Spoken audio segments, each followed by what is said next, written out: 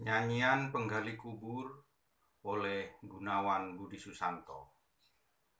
Penggali kubur itu pekerjaannya, dan itu pula yang kemudian menjadi namanya. Sudah 44 tahun dia bekerja. Setiap hari setidaknya dia menggali 1 liang kubur. Jadi selama 44 tahun total jenderal dia sudah menggali 16.060 liang kubur. Dia menggali kubur setiap hari sejak berusia 15 tahun. Dia menggali di setiap pekuburan di kota kami.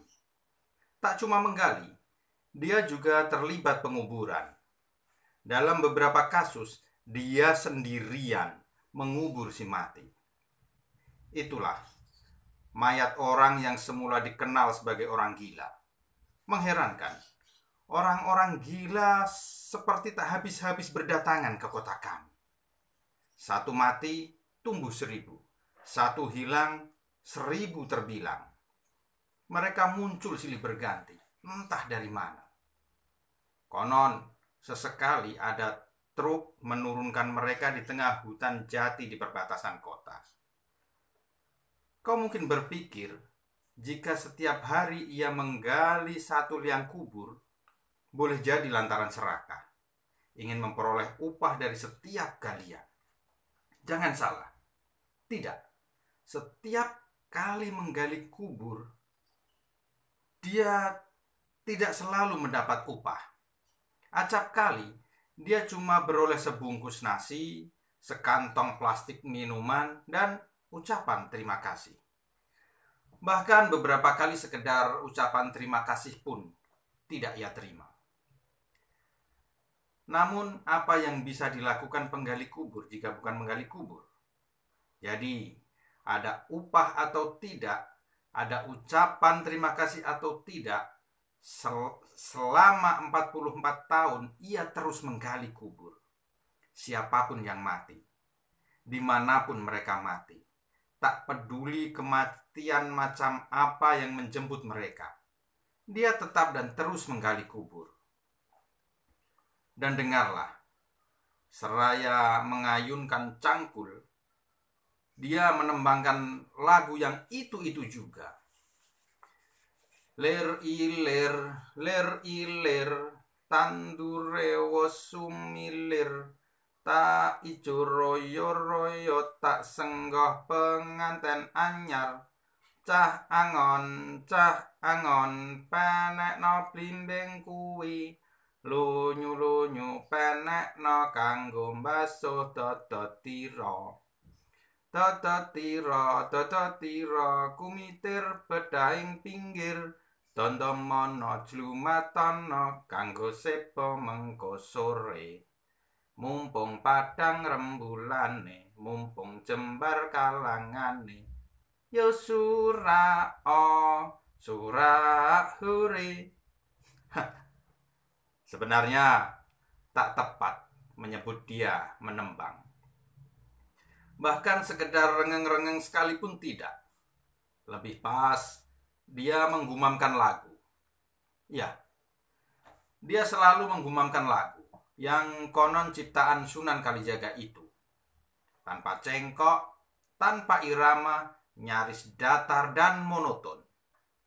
Seperti merapal mantra. Berulang-ulang sampai penggalian lubang kubur usai, sampai penguburan selesai. Lalu ia bergegas pergi setelah gumpalan tanah terakhir dilemparkan petak sia, sebelum berkeranjang-keranjang kembang ditaburkan di atas gundukan tanah. Tak ada yang tahu kemana ia pergi.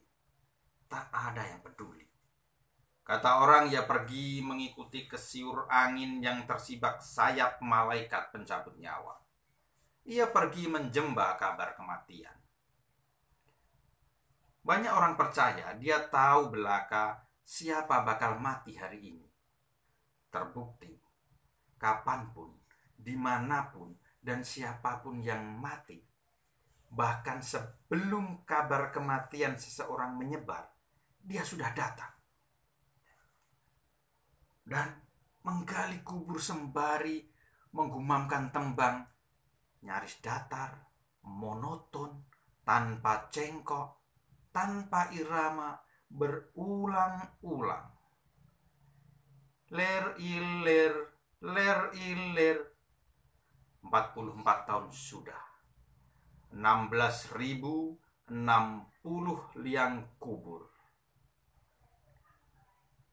Namun, pagi ini di pekuburan kampung kami, orang-orang geger. Ada yang aneh, ujar seseorang. Kini tak seperti biasa. Sembali menggali kubur, dia bernyanyi. Iya, dia bernyanyi. Sesungguh benar bernyanyi. Tak keras, tapi hampir setiap pentakziah mendengar belaka dia bernyanyi. Bukan lagi menggumamkan tembang ilir-ilir tanduri sumilir. Dan dengarlah, dia menyanyikan lagu lain. Suaranya terdengar sendu, terdengar pilu. Di mana akan ku cari aku menangis seorang diri. Hatiku selalu ingin bertemu untukmu. Aku bernyanyi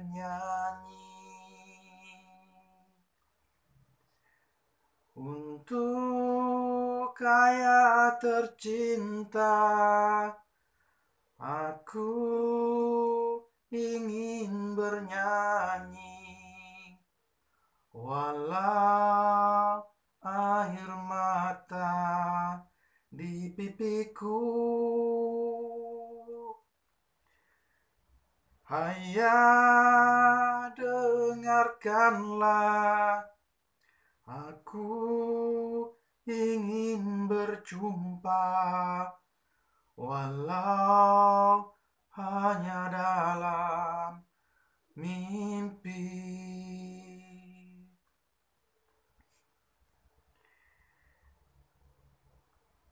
Lihatlah, hari berganti,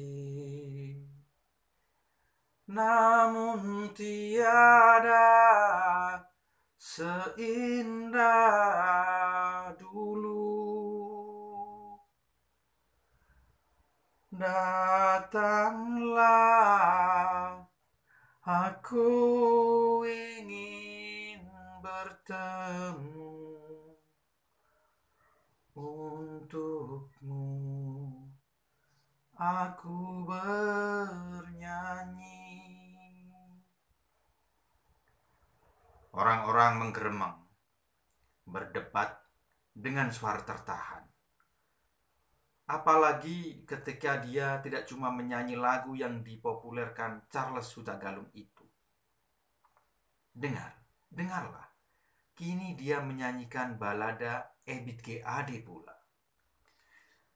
Dari pintu ke pintu, ku coba tawarkan nama, demi terhenti tangis anakku dan keluh ibunya.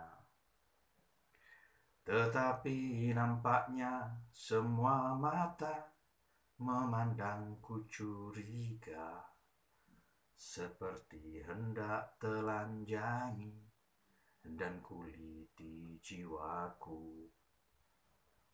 Apakah buku diri ini harus selalu hitam pekat? Apakah dalam sejarah orang mesti jadi pahlawan?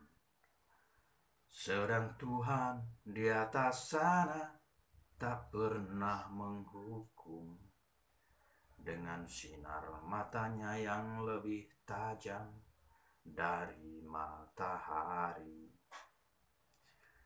Kemanakah sirnanya nurani embun pagi, yang biasanya ramah kini membakar hati? Apakah bila terlanjur salah akan tetap dianggap salah? Tak ada waktu lagi benahi diri, tak ada tempat lagi untuk kembali dari keterasingan ke bumi beradab. Ternyata lebih menyakitkan dari derita panjang. Tuhan bimbinglah batin ini agar tak gelap mata, dan sampaikanlah rasa inginku kembali bersatu. Bisik-bisik mengeras menjelang akhir penguburan. Orang-orang tak tahan sebelum lemparan tanah terakhir dan kembang tertabur di gundukan tanah. Seseorang menghalangi langkah penggali kubur yang seperti biasa bersikeras pergi. "Tunggu, aku cuma mau bertanya," kata orang itu. "Kenapa kau bernyanyi? Kenapa bukan ilir-ilir lagi? Ada apa? Mengapa?" Penggali kubur membisu. Dia menyimpang jalan, terus melangkah. Orang-orang beradu argumentasi, berdebat, ramai, tanpa simpulan yang bisa mereka percayai sebagai kebenaran. Diam-diam, aku memisahkan diri dari para pentakziah. Dari jarak yang kuanggap aman, aku menguntit penggali kubur. Dia terus melangkah tanpa menengok atau menoleh kiri kanan. Langkah kakinya tetap, tak berkesan terburu-buru. Juga tak seperti orang yang sedang berjalan-jalan mencuci mata. Dari kejauhan, kulihat dia berbelok, menuruni jalan setapak menuju ke sungai. Tak mungkin terus menguntit tanpa dia ketahuan.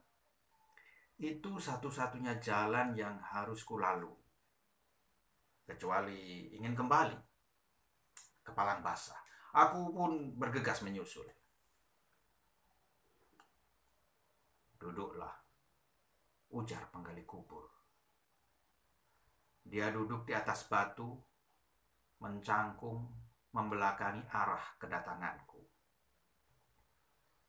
Dia memandangi air sungai. Dengan menekan ewuh, sungkan karena ketahuan menguntit, aku pun duduk di atas batu lebih rendah.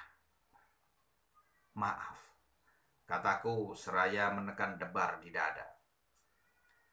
Sembari tetap mencangkung, menekuri permukaan air sungai, dia mengucap, pelan, tapi terasa mendengking di kuping. "Di sungai inilah dulu, 44 tahun lalu, kulihat mayat Bapak terhanyut entah kemana. Dia terselip di antara puluhan mayat lain. Namun aku yakin itulah mayat Bapak. Mereka membunuh dan membuang jasadnya ke sungai ini," kata dia. Aku terdiam.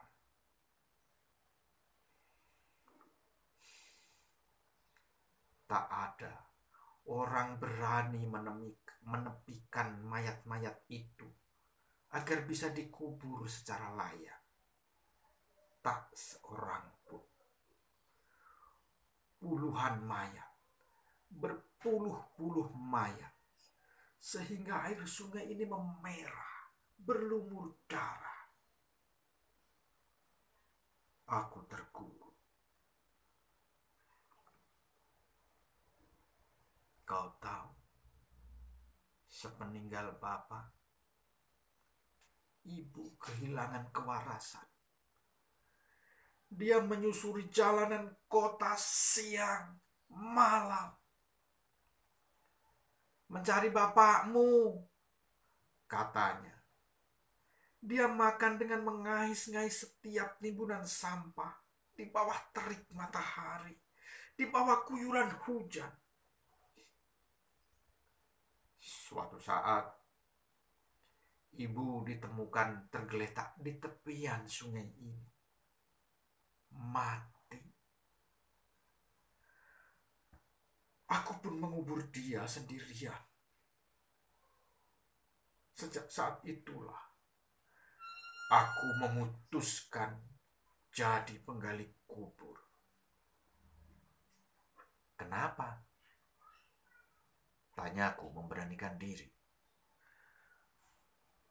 Aku tak ingin orang-orang itu tak terkuburkan secara layak seperti Bapak. Tak ada alasan bagi siapapun untuk membiarkan orang mati tanpa dikubur secara semestinya, apapun agama mereka, apapun keyakinan mereka. Tapi kau malah ikut-ikutan orang lain meributkan. Kenapa? Aku cuma menggumamkan lagu bertahun-tahun, lalu tiba-tiba kini bernyanyi. Apa tak ada urusan lebih penting selain mengurusi pedalaman orang lain? Ucap dia.